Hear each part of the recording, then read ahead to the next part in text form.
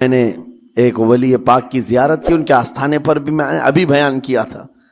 حضرت بہلول دانا مجذوب بزرگ تھے اور بغداد کی گلیوں میں کہیں پر بھی بیٹھ جاتے تھے، اور جو جانکار تھے وہ سمجھتے تھے کہ اللہ والا بندہ ہے۔ مجذوب کس کو کہتے ہیں؟ جس کی یاد الہی میں عقل فنا ہو گئی، ختم ہو گئی، اللہ کے ذکر میں اور اللہ کی یاد میں اپنے آپ کو فنا کر دیا ہے، اس کے اوپر شریعت کا قلم نہیں۔ ظاہر سی بات ہے شریعت کے سارے احکام اس پر ہیں جس کی عقل سلامت ہے۔ عاقل ہو، بالغ ہو تو نماز فرض ہے نا، عقل ہی نہیں ہے تو وہ مجذوب ان اولیاء کو کہتے ہیں۔ لیکن ان کے بارے میں حدیث میں ہے، اللہ کے نبی نے فرمایا وہ ایسے بندے ہیں کہ اگر اللہ کو قسم دے دیں کسی بات کی، اللہ ان کی قسم پوری کرتا ہے۔ وہ بہلول دانا بیٹھے ہوئے تھے، بغداد کا ایک مشہور تاجر تھا، لیکن خستہ حال تھا، بہت نقصان اٹھا چکا تھا، خسارے میں چل رہا تھا، بزنس پورا لاس میں، اور وہ پریشان حال بہلول دانا کے پاس آیا، گڑ گڑایا، کہا کہ حضور مجھے بچا لیں، رحم کر لیں، میں تاجر ہوں، لٹ گیا ہوں، لاس میں ہوں، کچھ آپ فرما دیں، میں کیسے اس بھنور سے نکلوں؟ بہلول دانا نے دیکھا، کہا ٹھیک ہے کچھ پیسے بچے ہیں؟ کہا ہاں ہے، وہ بس اتنا سرمایہ ہے کہ مال لیتا ہوں پھر بیچ دیتا ہوں، نفع نہیں ہوتا۔ بہلول دانا نے کہا ایک کام کر، کالا کپڑا جتنا ملتا ہے سب خرید لے، پورے شہر سے کالا کپڑا جہاں جہاں مل جائے سب لے کر اسٹاک کر لے۔ کہا جی حضور آپ نے جیسا فرمایا۔ گیا، جتنا سرمایہ تھا سب لگا دیا، کالا کپڑا خرید کر ایک جگہ اسٹاک کر دیا۔ اللہ والے کا حکم تھا، لیکن ہوا یہ کہ بغداد کا معمول تھا، 8 دن گزرے نہیں تھے کہ وہاں وقت کے حاکم کا انتقال ہوا، اور جب حاکم کا انتقال ہوتا تو شہر کے جتنے بڑے لوگ ہوتے، رئیس لوگ، وہ اس کے سوگ میں، اس کے غم میں کالا کپڑا پہنتے تھے، اور کالا کپڑا سوائے اس تاجر کے کسی کے پاس نہیں تھا، اور سارے بڑے لوگ پیسوں سے اس کے پاس کالا کپڑا خریدنے آئے، یہ منہ بولے قیمت پر، جیسے تیسے جتنی قیمت پر بولے سب خرید کر لے جاتے، اور پل بھر میں ایک دن کے اندر وہ بہت بڑا کروڑ پتی بن گئے، بہت مال آ گیا۔ یہ بات یاد رکھیں، اللہ مال دیتا ہے، اس کے بعد پھر آزمائش بھی ہوتی ہے۔ مال اتنا آ گیا، اب لے کر کے مستیاں تھیں، چند دن گزرے، ظاہر سی بات ہے مال کو بڑھانے کی تمنا ہر ایک کی ہوتی ہے، کوئی یہاں پر اینڈ کرنے والا نہیں ہے دنیا میں، چاہے اس کا بزنس اربوں پر بھی پہنچ جائے، اسے آگے پہنچنا ہے۔ چند دن گزرے تھے، 8-10 دن، پھر آیا حضرت بہلول دانا کو ڈھونڈتے ہوئے، ایک جگہ میدان میں یہ مجذوب بزرگ بیٹھے مل گئے، آیا اور کہا او دیوانے بتا اب کیا خریدوں؟ پیسہ بہت ہے ابھی میرے پاس، بتا دیوانے اب کیا خریدوں؟ انہوں نے دیکھا، کہا کہ لہجہ تو بدلا ہوا ہے، پیسہ بہت زیادہ تھا۔ کہا کہ ٹھیک ہے کوئی بات نہیں، اللہ والوں کو ان سب چیزوں سے کوئی لینا دینا نہیں۔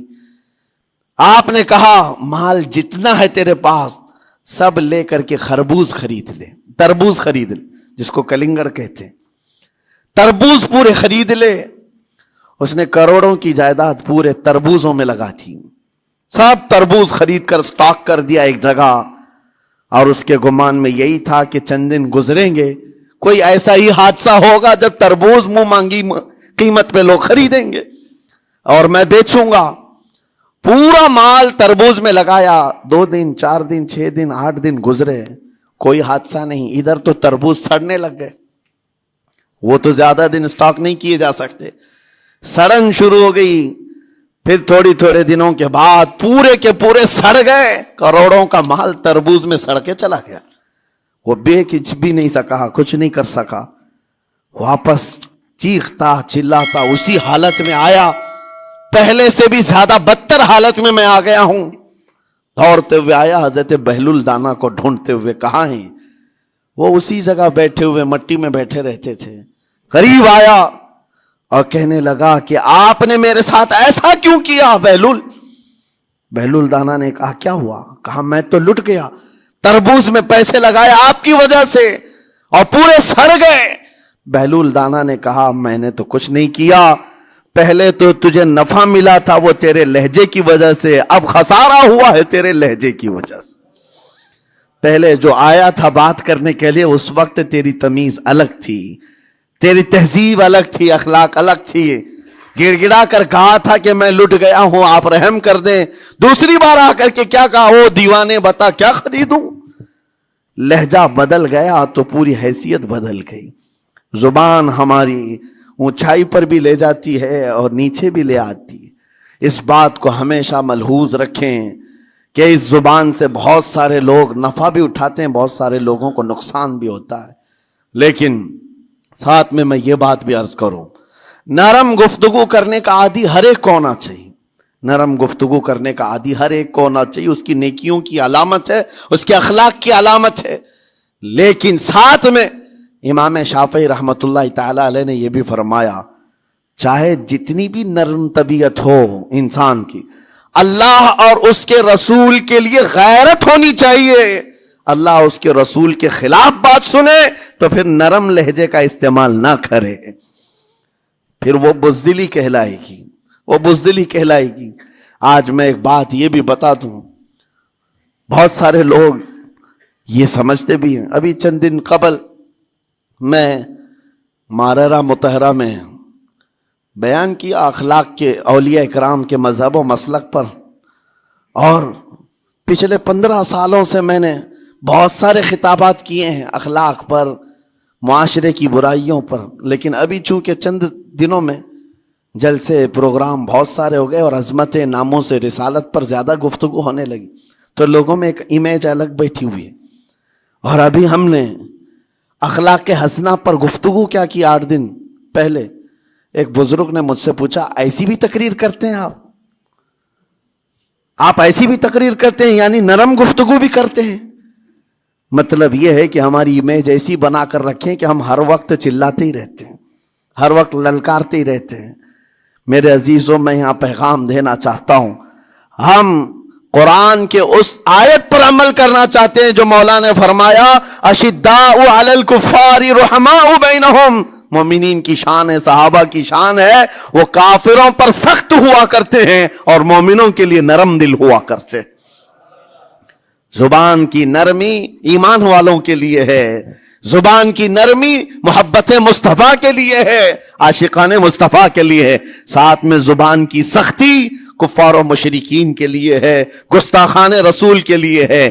اور اگر یہ چیز نہیں آئی تو پھر آپ سمجھ لیں نیک اس وقت نہیں کہلائے گا آدمی۔ بعض لوگوں کو ایسا لگتا ہے نرم بات کرنا چاہیے، نرم گفتگو، بالکل صحیح ہے، یہ اخلاق ہے، لیکن اگر ایسے مقامات پر جہاں تمہارے نبی کو کوئی گالی دے رہا ہو، رب کی شان میں کوئی بھونک رہا ہو، اس وقت تم کہو کہ اخلاق ہے، نرم بات کرنا چاہیے، یہ بے غیرتی ہے، یہ بے غیرتی ہے۔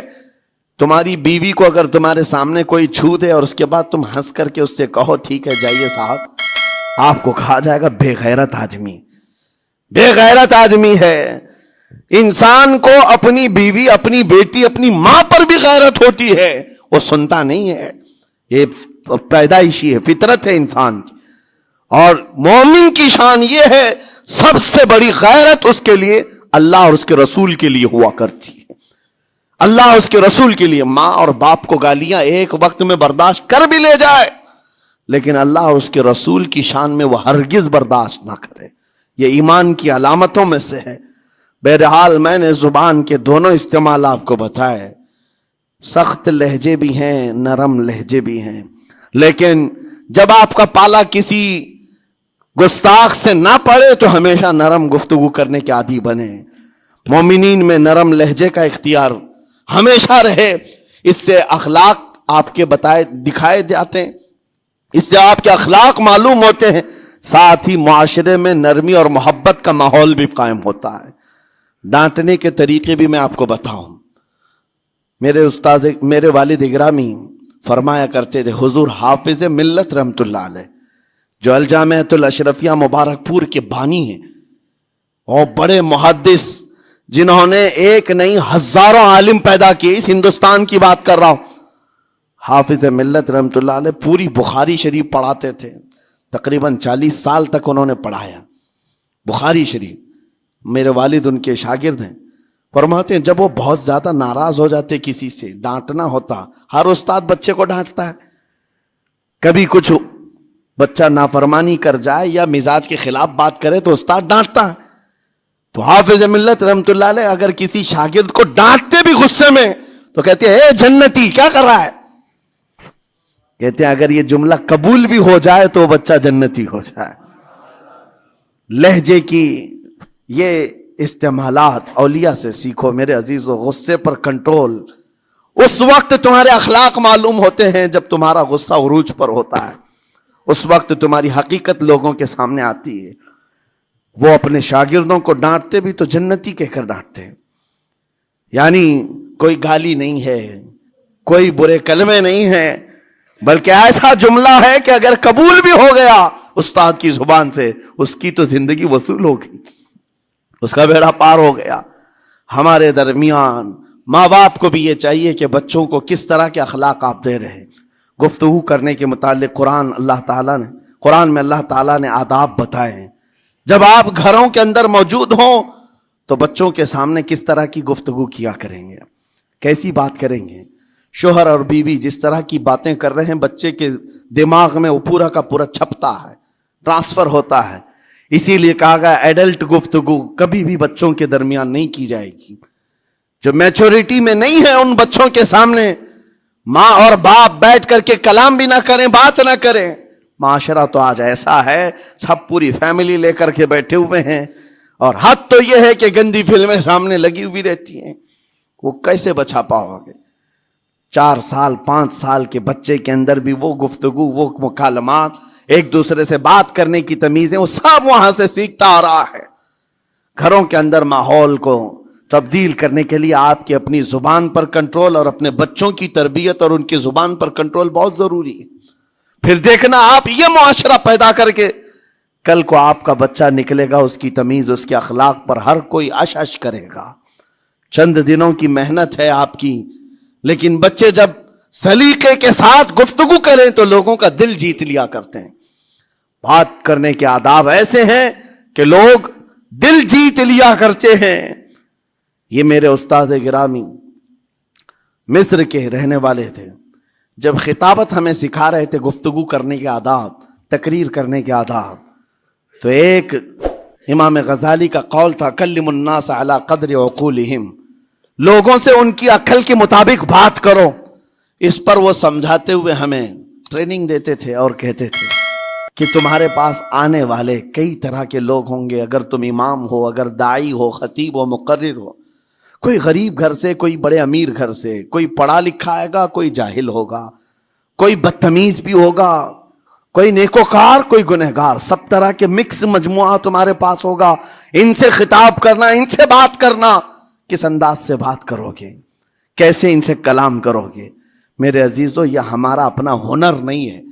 ہم جو آپ کے سامنے گفتگو کر رہے ہیں یہ ہمارا فن نہیں ہے، یہ اپنا پیدا کیا وہ ہنر نہیں ہے۔ ہمیں سکھایا گیا تھا صرف اور صرف آپ کو اس مجمع سے اور یہ آئے ہوئے جمع غفیر سے بات کرنے کے لیے ایک ہی اسلوب اپنانا ہے، دیکھنا ہے کہ رسول اللہ کیسے بات کیا کرتے تھے۔ میرے آقا صلی اللہ تعالی علیہ وسلم کا اسلوب اپناؤ۔ حضور کے خطبے دیکھو، حضور جب خطاب کرتے، ظاہر سی بات ہے مسجد نبوی میں اس وقت بھی لوگ، ہر طرح کے لوگ آتے، دیہات کے بھی تھے، شہر کے بھی تھے، اعلیٰ دماغ والے لوگ اور کئی الگ الگ قسم کے لوگ آتے۔ حضور کا خطاب سب کے لیے تھا۔ عزیزان گرامی، ان سنتوں پر عمل کر کے آج آپ اپنے لہجے کو بہتر بنا سکتے ہیں۔ بس میری گفتگو کا خلاصہ یہی ہے کہ اللہ تعالیٰ ہمیں زبان کا صحیح استعمال عطا فرمائے، ورنہ یہ زبان کی سختیاں اور اس کی کڑواہٹ ہمیں دوزخ میں بھی لے جاتی ہے، دوزخ تک لے جا سکتی ہے۔ اللہ تعالیٰ اس کی مکاریاں، اس کی عیاریاں اور اس کی شرانگیزیوں سے ہم سب کی حفاظت فرمائے۔ ساتھ میں یہ بھی میں بتا دوں، وہ زبان پاک نہیں بولتی، وہ زبان پاک نہیں بولتی جو حلال نہیں کھاتی۔ یہ بھی بزرگوں نے فرمایا ہے، یہ زبان پاک نہیں بولتی جو حلال نہیں کھاتی، اسی سے ہر کچھ گزرتا ہے، اندر پیٹ میں جاتا ہے۔ حلال لقمے اس سے گزارو تو زبان پاک بولے، اللہ کا ذکر کرے اور تمہیں زبان میں وہ لذت آنے لگ جائے، لیکن اس سے حرام لقمے گزارتے رہو گے، اس کے لہجے کی سختیاں بھی آ جائیں گی، اس کے اندر کڑواہٹ بھی آ جائے گی، گالی گلوچ، یہ سارے استعمالات یہ زبان کرنے لگ جائے گی۔ کیوں؟ اس سے حرام لقمے جو گزارے جا رہے ہیں، اس چیز کا بھی خیال ضروری ہے۔ زبان کو جس طرح کا پیٹرول دو گے ویسی چلے گی یہ گاڑی، جس طرح کا ڈیزل اس کے اندر ڈالتے ہو، حرام یا حلال، یہ بہت معنی رکھتا ہے۔ اور ایک بات یہ بھی سن کر کے چلے ہیں کہ حضرت سلیمان علیہ السلام کے زمانے میں ایک مناظرہ ہوا تھا علماء کا۔ بعض لوگوں نے کہا کہ انسان کی ایک جماعت تھی، انسان کی زبان افضل ہے، منہ افضل ہے، اس لیے کہ وہ اللہ کا ذکر کرتی ہے۔ بعض نے کہا کہ نہیں، انسان کے پیچھے کا مقام اچھا ہے، اس سے بہتر ہے۔ یہ دونوں کی تکرار میں حضرت سلیمان علیہ السلام کے پاس بات آئی، آپ بتائیں۔ تو ان سے پوچھا تم اتنی بڑی بات کیوں کہہ رہے ہو؟ اس کے پیچھے کا مقام اچھا ہے۔ کہا کہ اس لیے کہ وہ صرف نجاست نکالتا ہے، وہ صرف نجاست نکالتا ہے، وہ مقام غلاظت باہر کرتا ہے، غلاظت اندر لیتا نہیں۔ زبان غلاظت اندر بھی لیتی ہے، حرام کھاتی بھی ہے، لوگوں کو زخمی بھی کرتی ہے۔ ان علماء کی دلیل تھی۔ تب آپ نے فرمایا بات ٹھیک ہے، جس انسان کا زبان پر کنٹرول نہیں، حرام کھاتا ہو اور بد کلامی کرتا ہو، گالی گلوچ ساری چیزیں کرتا ہو، آپ نے فرمایا اس سے بہتر اس کا پیچھے کا مقام ہے۔ اور جو انسان کنٹرول رکھتا ہے، حلال کھاتا ہے اور لہجے کی نرمی رکھتا ہے، ظاہر سی بات ہے اس کا منہ ہی افضل ہے، اس کی زبان افضل ہے۔ اب یہ تو فیصلہ سب کا ہے، کس کو کیا چیز اختیار کرنی ہے۔ عزیزان گرامی اوقات، یہ بہت بڑی بات ہے جو میں آپ کے سامنے کہہ رہا ہوں۔ زبان کو اگر کسی دوسری جگہ سے کمپیئر کیا جائے تو لگتا ہوگا نرم، یہ بالکل اچنبے والی بات ہے، عجوبے والی بات ہے، یہ کون سا کمپیریزن ہے؟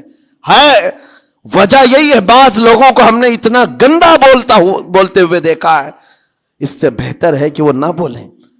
لوگوں کو زخمی کرتے ہیں، کسی کے مقدسات پر حملے کرتے ہیں۔ اللہ تعالیٰ ان کے زبان کی شرارتوں سے ہماری حفاظت فرمائے، اور کریم خدا ارحم الراحمین مولا اس چیز سے بھی ہمیں حفاظت فرمائے۔ قیامت کے دن کچھ لوگ صرف اس لیے پکڑے جائیں گے کہ وہ کچھ نہیں بولتے تھے، لیکن وہ جن کے ساتھ رہتے تھے وہ بولتے تھے، وہ لوگ بولتے تھے، اور ان کی وجہ سے یہ خاموش رہنے والا جو ساتھ میں تھا اسے بھی جہنم میں لے جایا جائے گا۔ اور وہ اس دن کہے گا پکار کر، یا ویلتا لیتنی لم اتخذ فلانا خلیلا، اے کاش میں فلاں کی دوستی نہیں کیا ہوتا تو اچھا ہوتا، آج میں بچ گیا ہوتا۔ اپنے ماحول کو بچاؤ، جہاں زبان کی خرابی دیکھو اپنے آپ کو بھی بچاؤ، اور اس ماحول سے بھی اپنے کو دور رکھو۔ اللہ کی بارگاہ میں دعا ہے مولا تعالیٰ اس زبان کو خالص اپنے ذکر میں لگائے اور اپنے حبیب پاک کے ذکر میں لگائے۔ مولا تعالیٰ ہم کو زبان کی بد کلامیوں سے محفوظ و مامون فرمائے۔ وآخر دعوانا ان الحمد للہ رب العالمین۔ السلام علیکم۔